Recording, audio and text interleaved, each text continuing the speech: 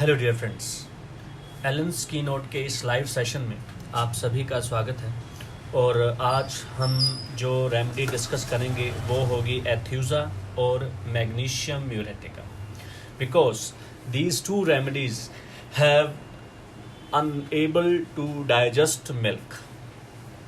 इन दोनों दवाइयों में ये चीज़ प्रोमिनेंट है, बट ये बहुत इम्पॉर्टेंट है कि हमें इन दोनों दवाइयों को किस तरह से और किस लेवल पर डिस्कस करना है और इन्हें कैसे समझना है ताकि हम इसकी प्रिस्क्रिप्शन को एग्जैक्ट तरीके से दे सकें।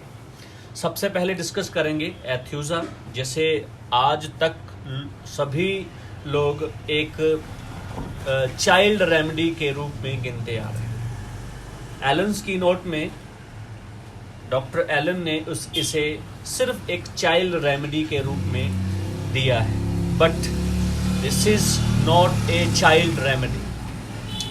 अगर ये कहा जाए कि इसे अडल्ट्स में भी उतनी ही फ्रीक्वेंसी में दिया जाता है एज इन चिल्ड्रन, तो ये गलत नहीं होगा, क्योंकि इसमें डॉक्टर एलन्स ने कुछ पिक्चर और दी है, बट डॉक्टर ग्रेनेसे ने इसको थोड़ा सा ब्रॉडली डिस्क्राइब किया है। और अगर आप इसे एग्जैक्टली समझना चाहते हैं तो हमें इसके हर एक पोर्शन को सिर्फ चाइल्ड तक ही सीमित नहीं रहना होगा, हमें इसे ब्रॉडली देखना होगा। क्योंकि हमारा जो टॉपिक है वो एलन्स की नोट तक सीमित है, तो हम आज एलन्स की नोट को ही डिस्कस करेंगे। So this is specially for children during dentition. Dentition के दौरान बहुत सारी कंप्लेंट्स पेशेंट्स को आती हैं, डायरिया हो जाना, गला खराब हो जाना, फीवर्स की समस्या, एपिलेप्टिक अटैक्स, कन्वल्जन्स, बहुत सारी चीज़ें आ जाती हैं ड्यूरिंग डेंटिशन। बट यहाँ पर क्या है कि specially for children during dentition, dentition के दौरान आने वाली समस्याएं specially in hot summer weather, जब गर्मियां बहुत होती हैं और जो बच्चे हैं वो दांत निकालते हैं, उस दौरान जब किसी तरह की कंप्लेंट पेशेंट को आती है, स्पेशली बच्चों को अगर कंप्लेंट आती है, तो आप इस रेमेडी का इस्तेमाल कर सकते हैं। तो यहाँ क्या है कि होता क्या है, होता है कि children who can not bear milk, गर्मियों में समर कंप्लेंट्स बच्चों में आई और बच्चों में दूध को जब वो डाइजेस्ट नहीं कर पाते, चाहे वो मदर मिल्क है और चाहे वो काऊ मिल्क है, दोनों में कोई भी चीज़ है, अगर बच्चे ड्यूरिंग समर इसे डाइजेस्ट नहीं कर पाते तो एथ्यूज़ा को इंक्लूड किया जा सकता है। आगे क्या होगा? There is a great weakness, बहुत ज्यादा कमजोरी, वीक, निढाल पड़ा है बच्चा, बिल्कुल निढाल, कोई उसके अंदर ऐसा लगता है कि जान ही नहीं। Great weakness, child cannot stand, खड़ा भी नहीं हो पाता, unable to hold the head, अपना सर भी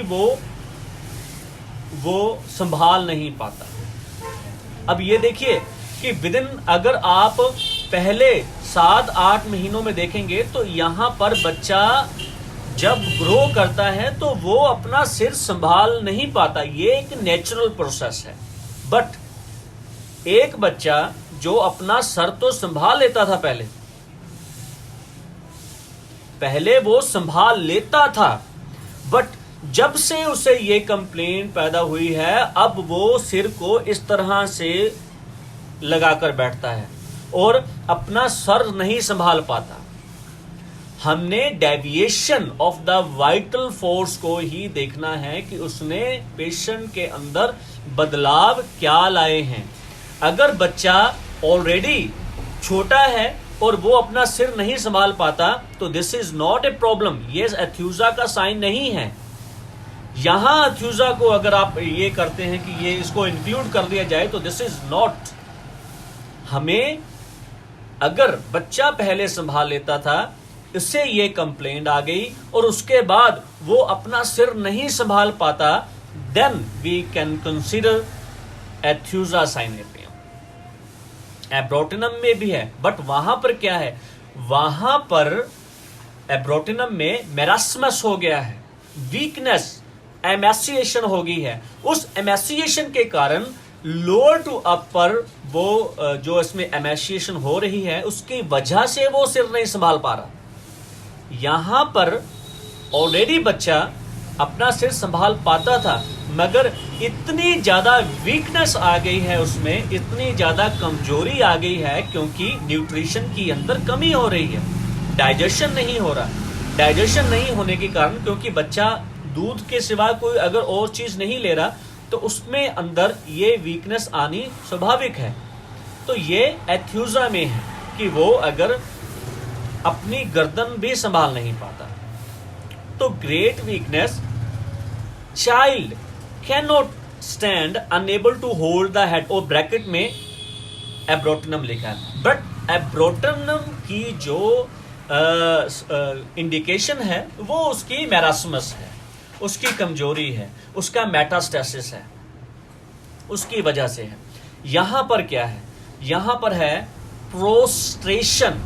this is not a simple weakness, this is not a simple weakness, this is a generalized weakness.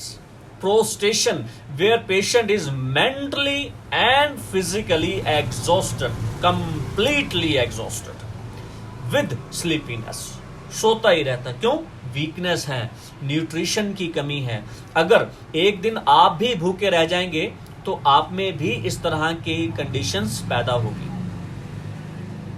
ठीक है, अब यहां पर क्या है, यहां पर उसको वीकनेस शुरू हो गई, कमजोरी हो गई, और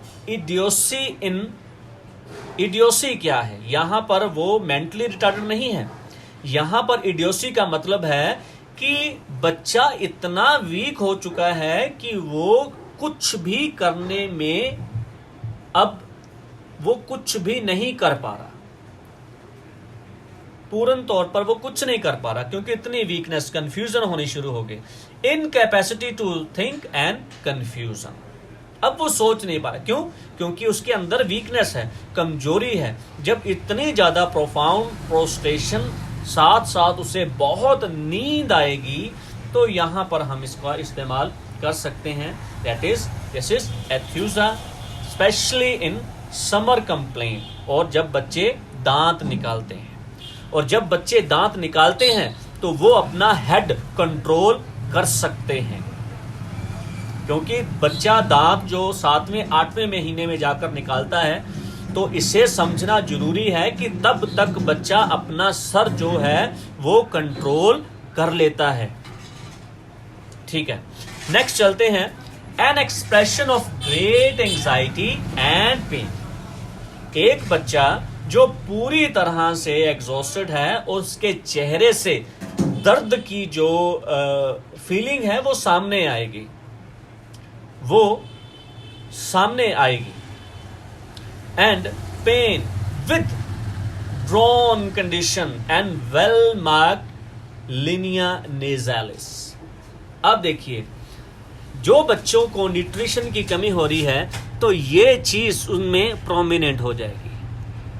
क्यों? न्यूट्रिशन की कमी है, न्यूट्रिशन की कमी होगी तो उसे वॉमिटिंग आ रही है, डायरिया आ रहा है, और उसके अंदर पानी की कमी हो रही है। और जब उसके अंदर पानी की कमी हो रही है तो स्किन ड्राई होनी शुरू हो जाएगी। ड्राई होगी तो स्किन के ऊपर मॉइस्चर जो है वो भी रिड्यूस होगा, और जब वो रिड्यूस होगा तो आपको ये प्रोमिनेंसी मिलेगी, लिनिया नेजालिस प्रोमिनेंट मिलेंगे उसमें। So features, expressive of pain and anxiety. एक बच्चे को वॉमिटिंग, फॉर एग्जाम्पल आप अपना एग्जाम्पल लीजिए, आपको वॉमिटिंग आ रही है, डायरिया आ रहा है, थका देने वाला डायरिया, ऐसा डायरिया जिससे आप उठ ही नहीं पा रहे, तो आपके चेहरे पर जो एक्सप्रेशन रहेंगे, कमजोरी रहेगी, एंग्जाइटी रहेगी, पेन रहेगा, वो एज इट इज रहेगा। So next is complete absence of thirst. और ये कंप्लीट एब्सेंस ऑफ थर्स्ट इसलिए रहेगी क्योंकि वो वॉमिटिंग कर रहा है, वॉमिटिंग है, प्रोस्टेशन है, स्लीपीनेस है, और वो लेटा रहना चाहता है, अब कुछ नहीं लेना चाहता।